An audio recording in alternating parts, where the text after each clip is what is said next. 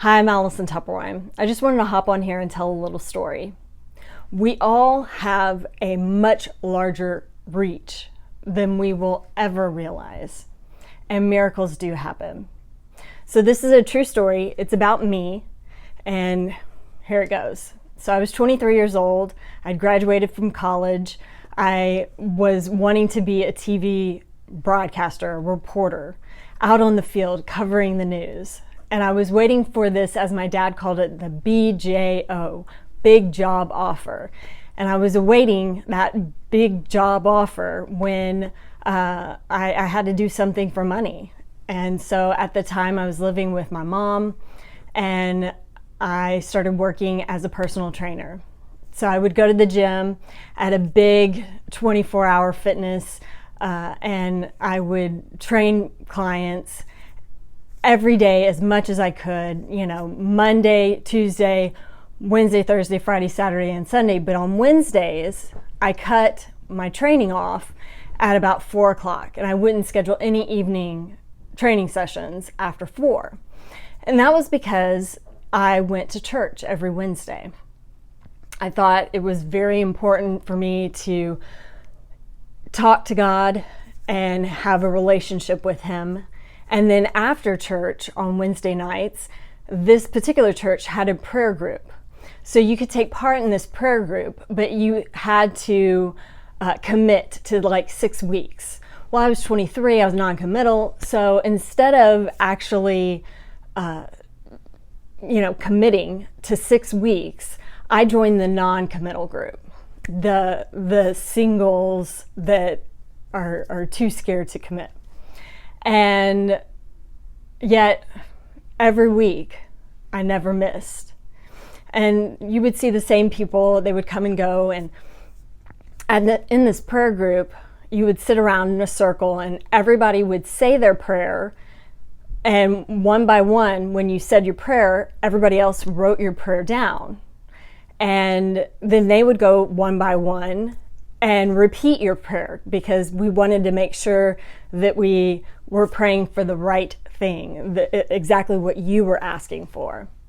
So I went to this prayer group, each week, and I worked with numerous people, one of which was a girl by the name of Melissa. And I knew Melissa, I knew she had a master's in fitness. I knew that she was a trainer and had been for many years. I really didn't mingle with her outside of work, and really, honestly, I didn't mingle with many of my fellow colleagues outside of work. I was trying to get my BJO, my big job offer. So I, on Wednesdays, would go to the prayer group, and one day I came home from working, and it was like 11 o'clock at night. And there was a message on the answering machine, because that was that long ago, and I'm really showing my age right now. But the message was a gentleman and news director in the middle of Kansas asking if I wanted to talk to me, to ask me about a job. And so I got really excited, but it was 11 o'clock at night, so I couldn't call him back. So the next morning I woke up and I started hitting the phone, calling him, to no avail. He didn't answer, went straight to voicemail. And this was a Wednesday. So I actually met my mom for dinner, and this was back again, showing my age, the day of the flip phone. So I didn't have a cell phone, but she gave me her flip phone to use and try and call the news director. And I called, and he picked up. And I said, "Hi, Mr. Kirkconnell, this is Allison Tupperwine." And he said, "Allison, I'm going to have to call you back. We've got breaking news." So I'm like, "Okay, but I'm on my mom's cell phone, so can you call me back at this number?" And church was about to start, so my mom let me take her flip phone. But it wasn't my phone, so I didn't know how to use it. So I told the people, the ushers at church, I said, "Okay, I have this phone. I can't turn the ringer off because I'm waiting for this call with my big job offer. And so I've been going to prayer group every week for the last 6 months. I need to answer this phone. I don't care where you sit me. You can sit me right by the door, but I have to answer this call. So they put a chair right next to the door.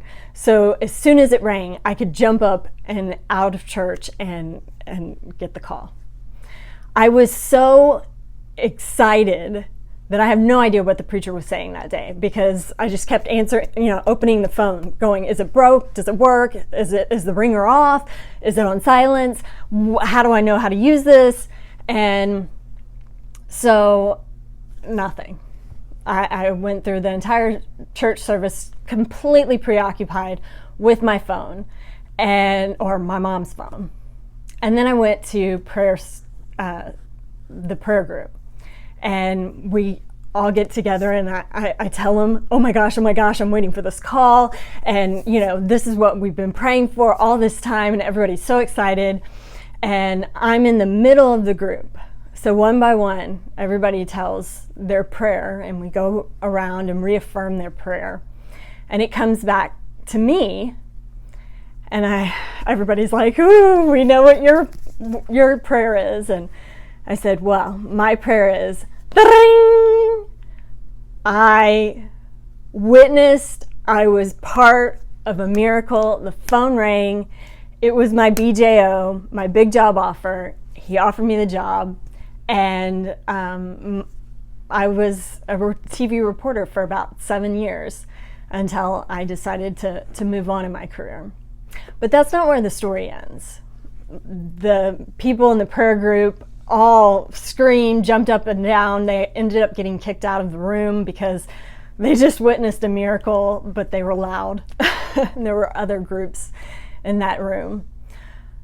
But fast forward, I went to Kansas, and then I ended up in Austin, so I was closer to home.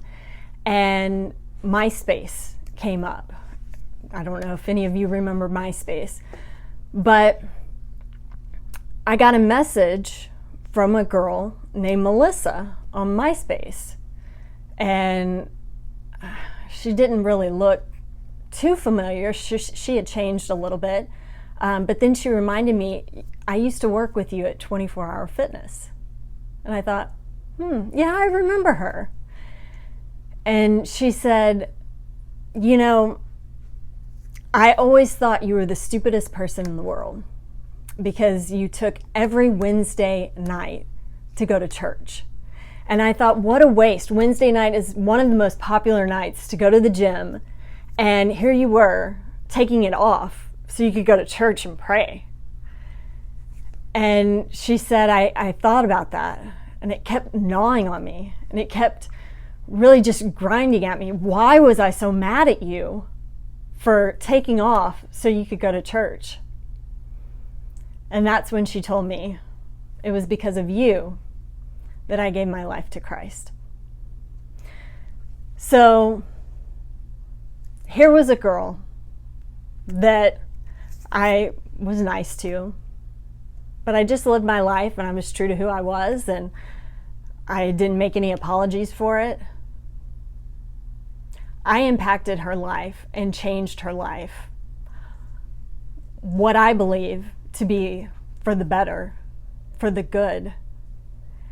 And I had no idea because I was just being me. Each one of you has a scope much bigger than you will ever know. This is one person that I've impacted, that I know about. And now I'm on Facebook. I don't even know how to reach Melissa. Melissa, if you're out there, I love you. God bless you. Thank you so much for telling me how I impacted you. Now I want each of you to realize the scope of your reach and how everything that you do, somebody's watching. So make everything you do pretty darn magical. God bless you.